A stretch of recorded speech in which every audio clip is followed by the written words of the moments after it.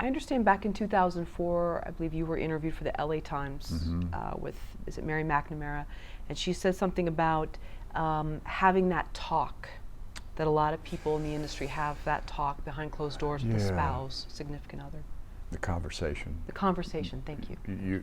Which basically means the conversation about when you stop, when you give it up, when you move on, when do you take a different job, recover, whatever that one means to different people.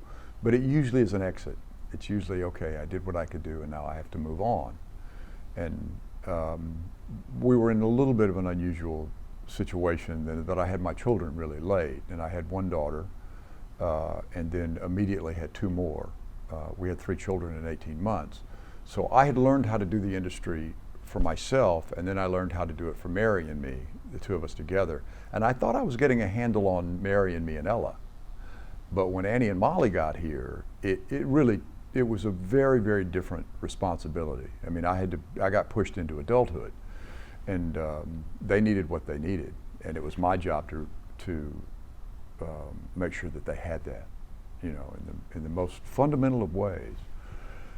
And it happened at the same time that the dynamic of the industry was changing pretty dramatically in terms of pay. They were reducing all of us to scale plus 10. In the old days, there was a pretty healthy quote system, and you were paid commiserate to your experience and to the last contribution that you made to a film. So you expected, with seniority or with experience or with hopefully talent, for your salary to increase as it would in any world.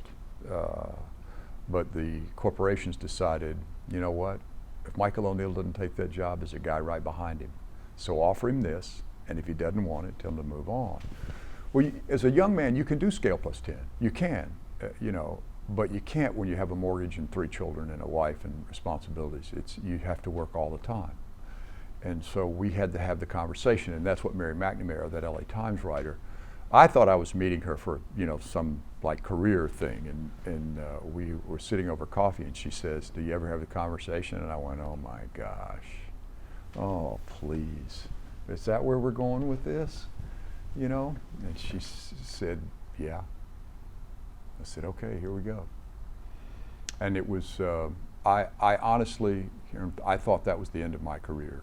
I thought when I got honest about what the dynamics were and why we were getting what I felt was pushed out of the industry economically, it would be it. We'd be done. And Mary and I talked, my wife Mary and I talked about that, and to her credit, she said, "Then we'll be done. Then we'll do what we have to do." And she really had my back. So I think I told the truth. I tried to.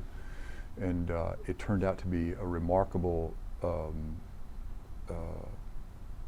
turning point in my career, in that it was quite the opposite of what I thought. I was not invited to leave the industry. I was invited to get back inside. I mean, people called and offered me jobs. It just, and also, there's the element of publicity in our industry. If there are 50 guys in my group, all of a sudden I'm one of the top 5 or 6 guys in my group. I got moved up to the top 10% because here I am in the Los Angeles Times, in the Sunday section, calendar section on a Thursday. So there were a lot of aspects to it. At least I think that's my interpretation of it. But I give tremendous credit to Mary McNamara. That was a compelling. She could have hurt me with that. I mean, it could have come out like a guy who's like, I'm bitter. And I wasn't bitter about it. I just said, this is what it is. This is what it looks like. And that's what she wrote.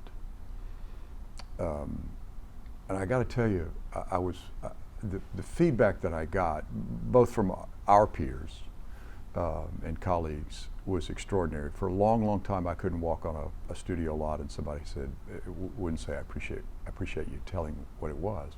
But I got calls from guys that I had been at Circle Rep with in New York that had gotten out of the business. They were in Ohio or North Carolina or Florida. And to a person, they all said, "Michael, thank you. I thought it was me. I thought I didn't have what it took any longer." They didn't realize that the bottleneck had narrowed financially. So they simply couldn't make a living any longer. But they thought it was a failing of theirs, not a dynamic in the industry that shifted, which gave me great solace about the whole thing, if anything did. But and not just that, I had iron workers and people who worked on factory floors. I had people contact me from businesses that had been bought up by bigger businesses, and all of a sudden they were squeezed out. And there was a thing happening in the dynamic of the gross national economy, or whatever you want to call it. But the middle got squeezed pretty hard.